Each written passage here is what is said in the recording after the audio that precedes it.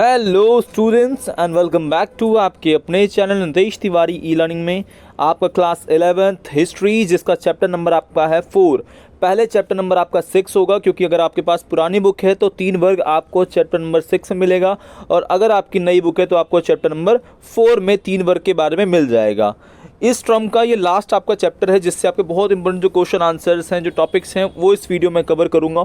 Already मैंने आपको जो बाकी चैप्टर्स है उनकी वीडियोस बना दी है, आप जाइए डिस्क्रिप्शन में आपको प्लेलिस्ट मिल जाएगी और आप वहां से सारे चैप्टर की ऑल इंपॉर्टेंट क्वेश्चन आंसर की जो वीडियोस है वो आप देख सकते हैं। साथ ही अगर आप चैनल पर नए हैं, चैनल को ज़रूर सब्सक्राइब कर लो, बेल आइकन को ज़रूर दबा दो। तो आइए बात करते हैं आपके पहले टॉपिक की। सबसे पहले हम जानेंगे कि क्या है 3 वर्ग। देखिए यहाँ पर 3 वर्गों में जब हम यूरोप में फ्रांसीसी समाज को बांटते हैं खास करके, तो 3 वर्ग आपके होते हैं, जिसमें एक वर्ग है आपका पादरी वर्ग। अब पादरी वर्ग था क्या? तो ईसाई समाज का जो मार्गदर्शन है, यह चर्च में धर्मोपदेश दिया करते थे।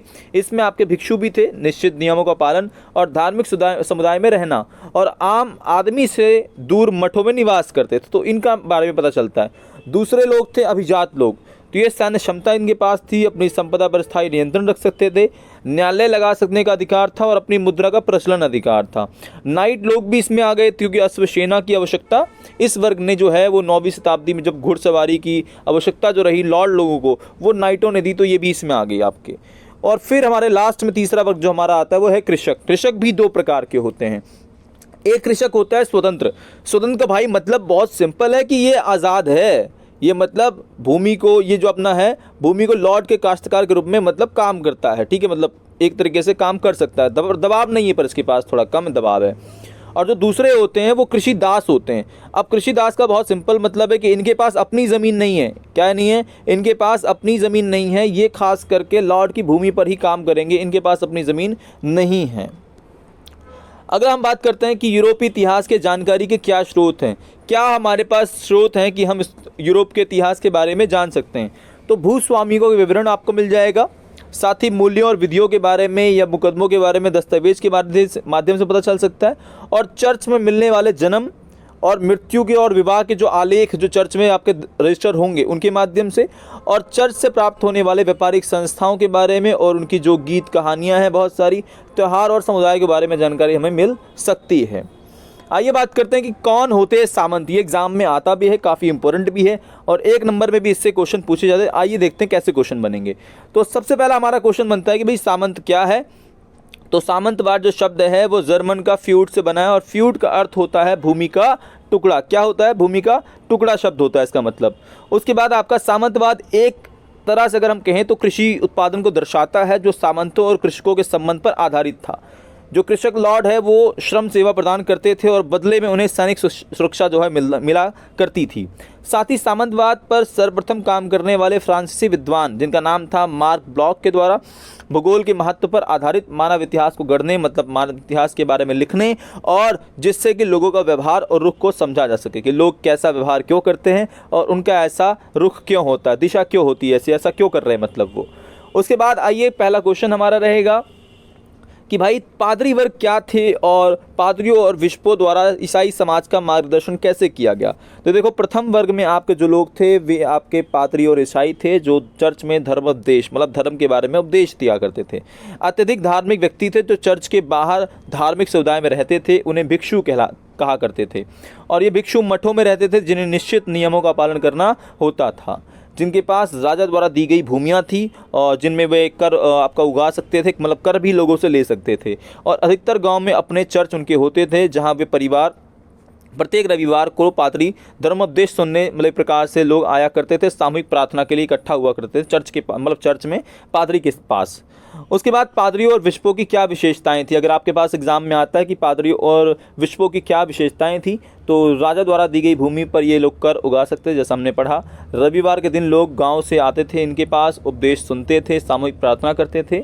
और तीसरा हम बताएंगे, फ्रांसीसी समाज में प्रथम वर्ग में शामिल इन्हें विशेष अधिकार प्राप्त थे, और टीथ नामक धार्मिक कर ये वसूल सकते थे। ये आपका टीथ होगा, ठीक है, टीथ टीथ नामक जो धार्मिक कर है ये वसूल सकते थे। जो पुरुष पादरी बन जाते थे वे शादी नहीं कर सकते थे, ठीक है। और साथ ही धर्म क्षेत्र में बिशप अभिजात माने जाते थे और उनके पास भी लॉर्ड की तरह विस्तृत जागीरें हुआ करती थी। मतलब तो पैसे वाले तो थे ये काफ़ी ज़्यादा, इनका मतलब धार्मिक स्थिति मतलब तो अच्छी थी ही थी समाज में, पर आर्थिक रूप से काफ़ी समृद्ध थे आपके पादरी लोग। दूसरे आपके हैं भिक्षु और मठ। चर्च के अलावा अगर हम बात करें तो विशेष श्रद्धालु ईसाइयों की दूसरी संस्था थी जो मठों पर काम करते थे। मतलब एक प्रकार से भिक्षु लोग हैं ये, और जो एकांत में जीवन व्यतीत करते थे। और मठ के मनुष्य आम आबादी से दूर रहते थे। मतलब ये जो भिक्षु हैं ये आम लोगों से दूर अपना शहर या अपना अलग तरीके से बसा करते थे। अब दो चीज़ें हमें जाननी हैं। दो प्रसिद्ध मठ थे उस समय, एक आपका 529 में इटली में स्थापित सेंट बेनेडिक्ट्स मठ, या आपका 910 में आपका है बरगंडी में स्थापित आपका क्लूनी मठ। दो मठों के नाम भी बताए गए हैं एग्जाम्पल के लिए कि भाई कौन से मठ इंपॉर्टेंट थे। अब क्वेश्चन आपसे आ सकता है कि भिक्षुओं की क्या विशेषताएं थी। देखो बहुत सिंपल है कि भिक्षु लोग पहली बात तो मठ में रहते थे, इनके निश्चित नियम और विशेष आपके नियम होते थे जिनको इन्हें पालन करना ही करना था, ये उसको नहीं छोड़ सकते थे। साथ ही ये आम आबादी से दूर, मतलब गांव से बाहर एक मठ माला बना लीजिए, मतलब जंगल के पास या कहीं दूर क्षेत्रों में जहाँ एकांत में जीवन व्यतीत कर सकें। भिक्षु अपना सारा जीवन औबे में रह गए, मतलब जहाँ रहते थे उस चीज़ को औबे बोला गया है, और समय पर प्रार्थना करते थे, अध्ययन करते थे, कृषि जैसे कार्य भी ये लोग किया करते थे। मतलब अब पादरी के विपरीत थोड़ा सा है कि पादरी जो है हमारा वो बहुत अच्छी खासी लाइफ जीते थे ना, पर थोड़ा सा इनका अलग है। कार्य विपरीत भिक्षु जिंदगी पुरुष और स्त्रियां दोनों हो सकते हैं। जैसे पादरी में तो आपका पुरुष ही है, लेकिन यहाँ स्त्री और पुरुष दोनों हो सकते हैं। ऐसे में पुरुषों को क्या बोला गया, मॉन्क कहा गया है, और स्त्रियों को नन कहा गया है। क्या कहा गया है, नन कहा गया है। साथ ही पुरुषों और महिलाओं के लिए अलग अलग ओबे मतलब रहने का स्थान था। पादरियों की तरह भिक्षुओं भिक्षुणों के भी विवाह नहीं कर सकते थे। मतलब जैसे पादरी लोग विवाह नहीं कर सकते थे, वैसे ही भिक्षु और भिक्षुणियाँ भी विवाह नहीं कर सकते थे, मतलब शादी विवाह नहीं कर सकते थे। बहुत सिंपल है। एक स्थान से दूसरे स्थान घूम घूम कर अपने उपदेश को ये दिया करते थे, और दान जो मिलता था बदले में लोगों द्वारा, उससे अपनी जीविका ये लोग चलाया करते थे। हमारा एक क्वेश्चन आता है कि फ्रांसीसी समाज में मठों का योगदान क्या रहा। तो देखिए, मठों की संख्या सैकड़ों से बढ़ने से एक समुदाय बन गया, जिसमें बड़ी इमारतें, भू जागीरें के साथ स्कूल और कॉलेजेस और अस्पताल बना दिए गए। इन समुदायों ने कला और विकास में योगदान दिया। आबेस हाडेगार्ड एक प्रतिभाशाली संगीतज्ञ, मतलब संगीत को मानने वाले या जानने वाले थे, जिसने चर्च की प्रार्थनाओं में सामुदायिक गायन की प्रथा विकास में महत्वपूर्ण योगदान दिया। मतलब जो चर्च में आपका गाया जाता है ना एक प्रार्थना, उसको इन्होंने शुरुआत करा। और 13वीं सदी में भिक्षुओं के कुछ समूह ने, जिन्हें फ्रायर कहते थे, ये एग्जाम में आता भी है कि फ्रायर क्या है, तो भिक्षुओं के कुछ समूह को फ्रायर कहते थे जो मठों में नहीं रहते थे। जो मठ में नहीं रहते तो उन्हें फ्रायर कहते हैं। फ्रीलांसर नहीं होते जो घूम घूम कर अपना करते हैं, वैसे ही सेम मान लीजिए। दूसरा वर्ग आपका था अभिजात वर्ग। तो यूरोप में सामाजिक प्रक्रिया में अगर हम बात करें तो अभिजात वर्ग बहुत ज़्यादा महत्वपूर्ण था, उसकी अच्छी खासी स्थिति थी, और ऐसे महत्वपूर्ण जो संसाधन है या भूमि पर उनका नियंत्रण हुआ करता था। और ये वैसलेज नामक एक प्रथा के विकास का कारण यहाँ पर हुआ था। साथ ही आपका बड़े भूस्वामी और अभिजात वर्ग राजा के अधीन थे, जबकि कृषक भूस्वामियों के अधीन हुआ करते थे। जो कृषक है वो भूस्वामियों के अधीन है, लेकिन अभिजात और भूस्वामी राजा के अधीन है। अभिजात और राजा अपने आप को स्वामी मान लेता था और आपस में वचनबद्ध होते थे। मतलब अभिजात जो है वो राजा को अपना स्वामी मानता था ताकि वो राजा के लिए काम कर सके। सैन्योर या लॉर्ड क्या है, तो देखो सैन्योर या लॉर्ड एक ऐसे शब्द से निकला है जिसका अर्थ होता है रोटी देने वाला, और दास का मतलब है वैसल, रक्षा करता। बदले में वह उसके पति निष्ठावान रहता था। इन संबंधों में व्यापक रीति रिवाजों और शपथ लेकर की जाती थी। मतलब कि आपका जो दास है वो लॉर्ड के प्रति जवाबदेह रहेगा, जैसे लॉर्ड राजा के प्रति भी आपका रहता था।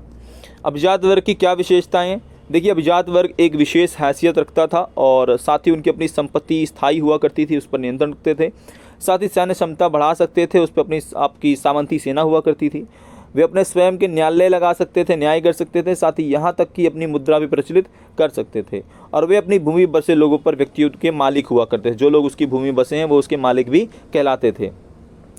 तीसरा वर्ग आपका है कृषक वर्ग। देखिए ये स्वतंत्र और बंधक दासों का वर्ग था, और ये एक ऐसा विशाल समूह था जो पहले दो वर्गों और पादरी और अभिजात वर्ग का भरण पोषण करता था। मतलब मेन जो शोषण किया जा रहा है इसमें आपका तीसरे और कृषक वर्ग का ही किया जा रहा है। सबसे बुरी स्थिति में यही है।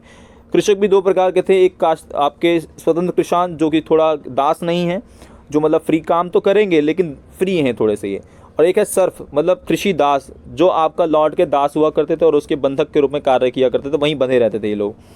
अब स्वतंत्र किसान की क्या विशेषता है, तो ये अपनी कृषि जो है वो भूमि को लौट के काश्तकार के रूप में करते थे। तो स्वतंत्र कृषक अपनी भूमि को लौट के काश्तकार के रूप में करते थे। पुरुषों का सैनिक सेवा में योगदान आवश्यक होता था इसमें, मतलब कृषकों का। साथ ही कृषक के परिवार लौट के जागीरों पर जाके काम भी करते थे और सप्ताह के 3 दिन या उससे कुछ निश्चित दिन करना ही पड़ता था, मतलब सारे दिन नहीं बट कुछ दिन तो करना पड़ता था, ठीक है, फिक्स था ऐसा। श्रम से होने वाला उत्पादन, जिसे श्रम अधिशेष कहते थे, सीधे लॉर्ड के पास जाता था। इसके अतिरिक्त अन्य कार्य क्षेत्र में जैसे श्रम में, जैसे कि गड्ढे खोदना हो गया, जलाने के लिए लकड़ियां आपका इकट्ठा करना हो गया, बाई बनाना हो गया, या सड़कें इमारतें बनाने की मरम्मत की काम हो कोई, तो उम्मीद की जाती थी कि ये कोई भी मजदूरी नहीं लेंगे, मतलब, और इन्हें मजदूरी मिलती भी नहीं थी क्योंकि ये लॉर्ड के कहीं ना कहीं दासी मान लो एक प्रकार से, तो लॉर्ड से तो पैसा नहीं ले सकते थे ये लोग। साथ ही खेतों में मदद करने के अतिरिक्त स्त्रियों और बच्चों को अन्य कार्य भी करने पड़ते थे, जैसे कि सूत काटना हो गया और कपड़े बुनना हो गया, मोमबत्ती बनाते थे और लॉर्ड के उपयोग हेतु अंगूर से रस निकालकर मुद्रा तैयार करते थे। ये भी उनका काम था।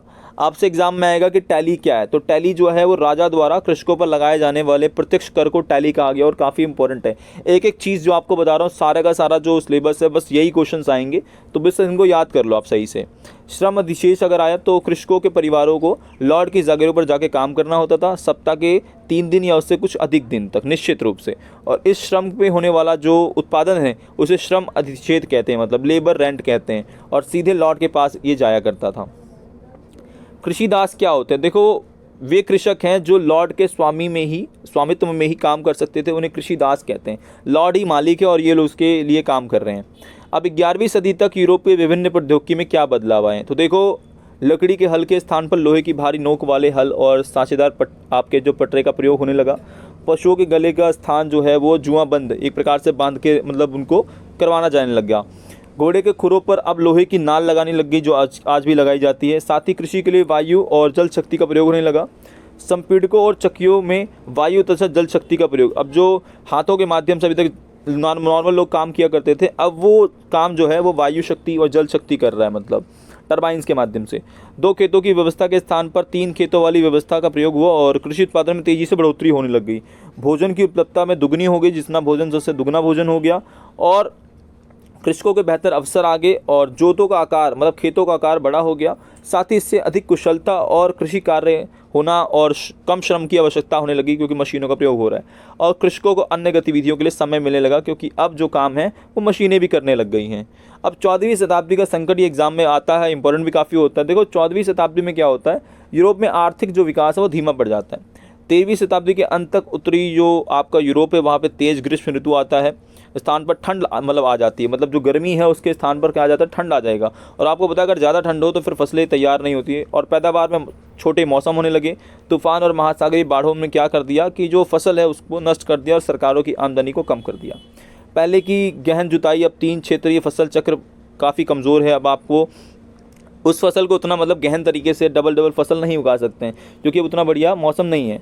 चारागाह क्षेत्रों में कमी आई जिससे पशुओं की संख्या कम होने लगी और जनसंख्या वृद्धि के कारण जो है उपलब्ध संसाधन कम हो गए, क्योंकि आपको पता ही जनसंख्या जैसे जैसे बढ़ती है तो संसाधन। उसके बाद 1300 आपका 15 और 17 में यूरोप में भयंकर अकाल पड़ा और 1320 में तो पशुओं की मौत हो गई। ऑस्ट्रिया सर्बिया जो कि यूरोप में ही है, धातुओं खदान जो है वहाँ पर कमी आई।